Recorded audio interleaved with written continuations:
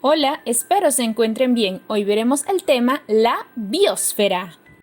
Aprenderemos qué es la biosfera, qué es un ecosistema, tipos de ecosistema y sus componentes, qué son las cadenas alimentarias, niveles de una cadena alimentaria y qué es el equilibrio ecológico. Finalizaremos con un breve repaso.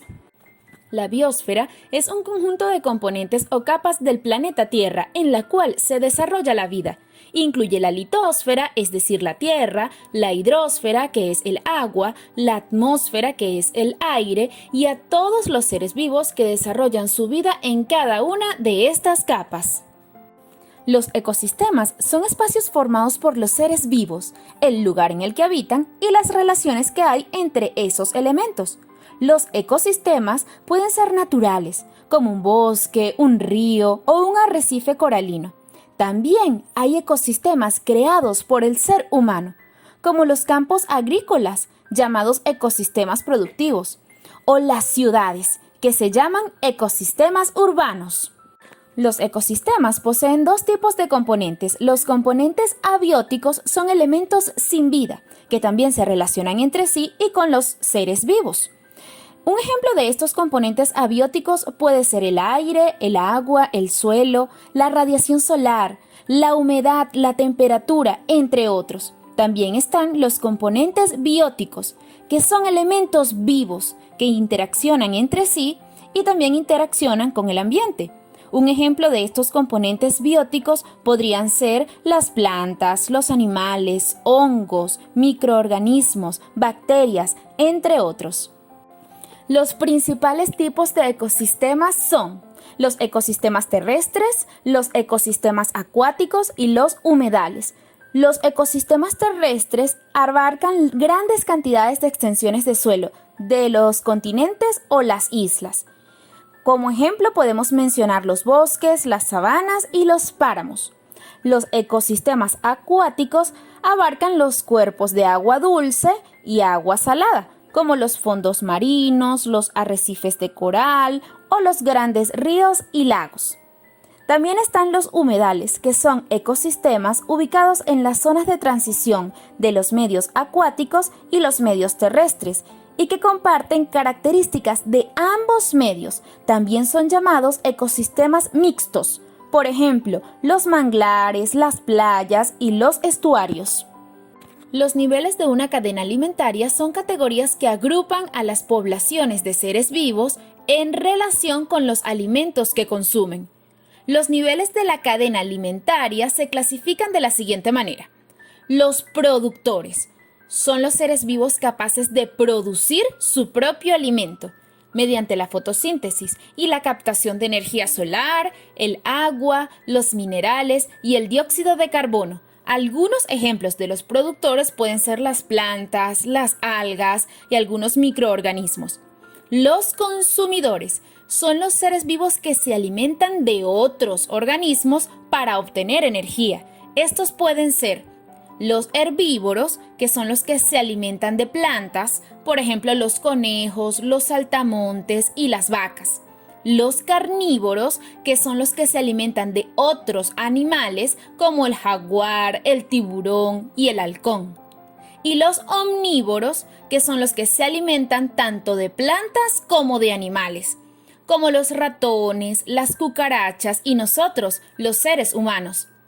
Los descomponedores son los seres vivos que se alimentan de restos de otros organismos productores o consumidores cuando ya han muerto. También degradan los desechos que van generando durante su vida. Esto permite reincorporar nutrientes al suelo. Un ejemplo de seres vivos descomponedores pueden ser los hongos y las bacterias. Una cadena alimentaria representa la secuencia de organismos que dependen uno del otro para su alimentación.